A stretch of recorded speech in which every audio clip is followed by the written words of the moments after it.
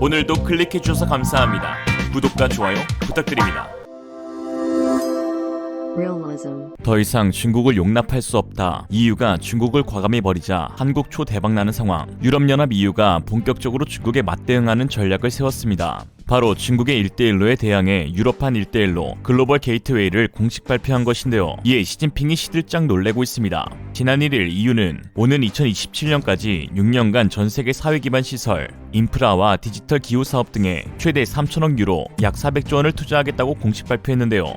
지난 2014년부터 1대1로를 통해 유럽의 앞마당인 아프리카와 중동 지역에 영향력을 확대하고 있는 중국에 맞서 유럽이 본격적인 행보에 나서게 될 전망입니다. 이에 중국은 그동안 뿌린 막대한 투자금을 회수하지 못한 채 프로젝트가 무산될 수 있는 위기에 놓여 있습니다. 우르줄라 EU 집행위원장은 지난달 프랑스 스트라스부르에 있는 유럽의회에서 국정연설을 통해 글로벌 게이트웨이는 중국과 다를 것이라고 밝히면서 절대로 국제무역이 인간의 존엄성과 자유를 희생해가며 이루어질 수는 없으며 강제노동으로 만들어진 제품을 금지할 것이라고 했습니다. EU의 글로벌 게이트웨이 계획은 민주주의와 인권 등 보편적 가치 실현을 위한 투자를 표방하고 있는데요. 이에 영국 파이낸셜 타임스는 이 계획이 중국의 1대1로 전략에 대응하는 것임을 드러낸 것이라고 분석했습니다. 1대1로는 중국 주도로 중앙아시아와 동남아, 아프리카 국가의 철도, 항만, 고속도로 등 사회 기반 시설에 차관 형태로 투자하는 사기 프로젝트입니다. 이 과정에서 중국에 일방적으로 유리한 대출 조건을 내걸고 사업 수주 역시 중국 기업에 몰아주는 등 불공평한 계약이 이루어져 참가국 대부분이 중국의 부채 함정에 빠지고 있죠. 이건 너무한 거 아니냐고, 시발. 이에 유럽은 우선적으로 1대1로의 영향을 받고 있는 EU 영내 국가부터 투자할 것이라고 밝혔습니다.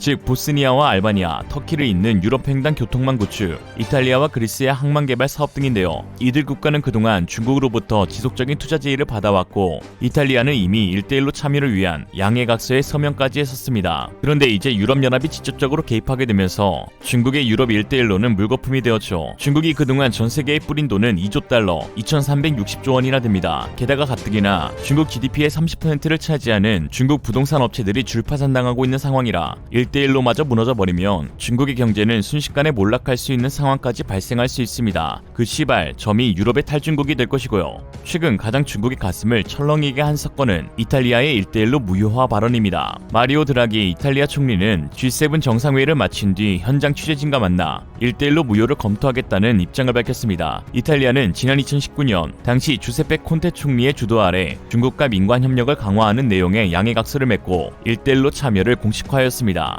이는 G7 국가 가운데 유일한 사례였죠. 그랬던 이탈리아가 이제 정신을 차리고 중국과 손절을 준비하고 있는 것입니다. 지금 상황에서 제정신이면 중국과 협력 못하죠. 보고 있나 최문순. 드라기 총리는 중국에 대해 다자 규정을 멋대로 어기고 민주주의 진영과 같은 비전을 공유하지 않는 독재 국가라고 강도 높게 비판하였습니다. 또한 이탈리아는 여기서 그치지 않고 그동안에 못한 것을 풀어내듯 중국의 자국 기업 인수를 법적으로 아예 금지시켰는데요. 중국 관영 매체 황구시보는 이에 기겁하며 이탈리아가 소에 붙는 파리처럼 이리저리 옮겨다니다가는 이도저도 안 될 것이라고 말했습니다. 맞는 말이죠. 처맞는 말. 이탈리아를 포함한 유럽연합 의회에서는 중국을 향해 강력한 무역 제재를 추진하고 있습니다. 중국의 지적재산권을 축소하고 EU 수출 통제 가이드라인이 관할하는 상품의 조달을 막으며 EU의 거대 금융 서비스에서 배제하거나 EU 식품 시장 진입 시 검역 장벽을 높이는 것 등이 포함되었습니다. 특히 최근 불거지고 있는 리투아니아와 중국의 갈등은 중국 반도체 산업에 폭망을 가져올 것으로 기대되고 있는데요. 북유럽 국가인 리투아니아는 레이저 기술의 세계적인 선두주자로 이 레이저 기술은 21세기 최고 전략 물자인 반도체 산업의 필수적인 기술입니다. 특히 피코초 레이저 분광계에 관한 한 리투아니아는 세계 시장의 절반을 차지하는데 실제로 레이저 생산량의 80%가 국제 시장에 수출되고 있으며 연간 매출액은 2천만 유로에 달하고 이 중 중국이 31.6%를 수입하고 있습니다. 그런데 리투아니아가 중국에 이 레이저 기술을 판매하지 않겠다고 선언하면서 중국 반도체 산업은 위기를 겪고 있는데요. 중국 반도체 산업이 첨단 레이저 기술에 의존하는 광전자, 위성, 자동차 분야에서 더 이상 생산 능력을 키울 수 없을 것으로 보입니다. 최근 전 세계에서는 반도체 산업과 배터리 산업을 중심으로 전략 물자화를 추진하고 있습니다. 특히 미국은 지난 6월 공급망 개편화를 추진하며 반도체와 배터리, 히토류, 제약을 4대 핵심 산업으로 선정하기도 하였죠. 위 산업은 차세대 미래 먹거리이자 세계 패권국을 지향하는 국가에게 있어서 최우선적으로 확보해야 할 첨단 기술 집약체입니다. 이런 상황 가운데 리투아니아뿐만 아니라 네덜란드 역시 자국의 EOV 노광장비 업체 ASML의 중국 수출을 금지시켰습니다. ASML은 N나노 때의 반도체를 제작하기 위해 필수적인 EUV 노광 장비를 전 세계에 독점 공급하는 업체로 반도체 패권 다툼을 벌이고 있는 미국과 중국도 함부로 대할 수 없는 슈퍼 을입니다. 이 회사 장비가 없으면 첨단 반도체 생산이 아예 불가능한데요.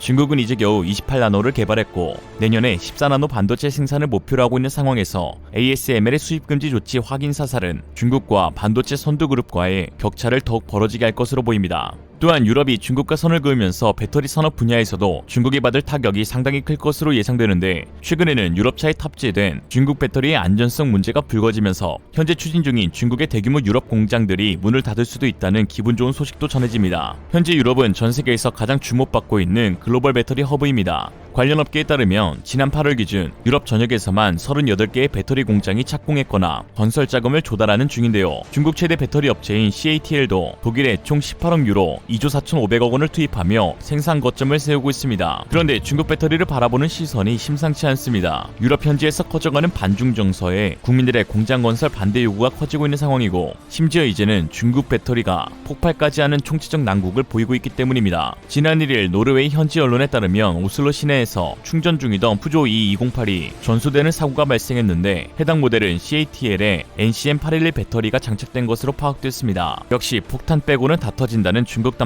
오죽하면 중국 수류탄 특징이 안전핀을 뽑아야 안전하다고 하겠어요. 이런 상황 가운데에서 한국이 유럽의 대중국 견제 행보를 기회삼아 큰 이득을 얻을 것이란 분석이 나오고 있습니다. 역시 한국은 위기를 기회로, 일본은 기회를 위기로, 중국은 위험을 세계로, 세계 1위 배터리 업체인 한국의 LG 에너지 솔루션은 현재 유럽 시장을 장악하고 있는데 그 추세는 계속 이어질 것으로 보입니다. LG 에너지 솔루션의 반기 보고서에 따르면 올 상반기 유럽 지역 누적 매출액은 지난해 연간 대비 459% 증가한 4조 6,087억 원을 기록했는데, 이는 전체 매출액 9조 3,851억 중 49.1%에 해당하는 수치입니다. LG에서의 유럽 현지 시장 점유율은 무려 70%에 달하는 것으로 추정되는데요. 유럽에는 LG 에너지 솔루션의 자동차 전지 핵심 기지인 폴란드 법인이 있고 폴란드 브로치와치의 공장도 있습니다. 이 공장에서는 셀, 모듈, 팩을 모두 생산하는 완결형 생산 체제가 구축됐죠. 여기에 그치지 않고 배터리 생산 능력을 작년 120GWh에서 올해 155GWh로 2023년에는 260GWh까지 늘린다는 방침입니다. 260GWh는 고성능 순수 전기차를 370만 대 이상 생산할 수 있는 양이죠. 현재 LG 에너지 솔루션의 수주 잔고는 전 세계에서 가장 많은데, 장승세 전무에 따르면 180조 원 정도 수주 잔고를 유지하고 있는 것으로 파악되고 있습니다. LG 에너지 솔루션 외에도 SK온과 삼성 SDI 역시 유럽 헝가리에서 증설의 속도를 내고 있습니다. 1, 2공장을 코마롬에 두고 있는 SK온은 이 근처에 3공장을 건설 중이며, 삼성 SDI는 1공장이 위치한 궤드에 2공장 신설을 추진하고 있죠. 또한 중국에 절망만 안겨주고 있는 ASML은 오히려 한국과의 협력은 크게 늘려가고 있는데요.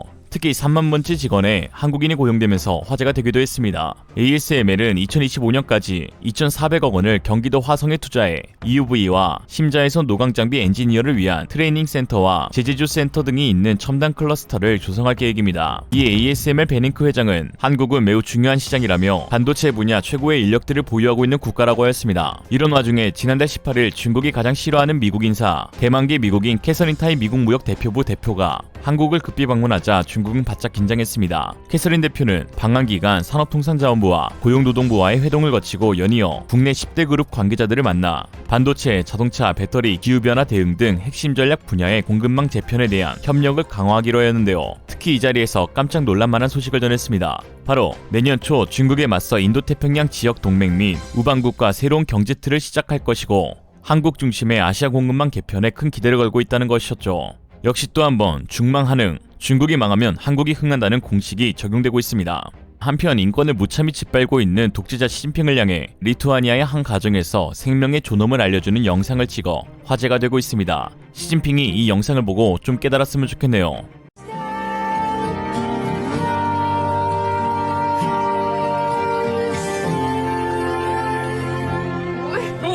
이상으로 리얼리즘이었습니다. 여러분의 생각은 어떠신가요?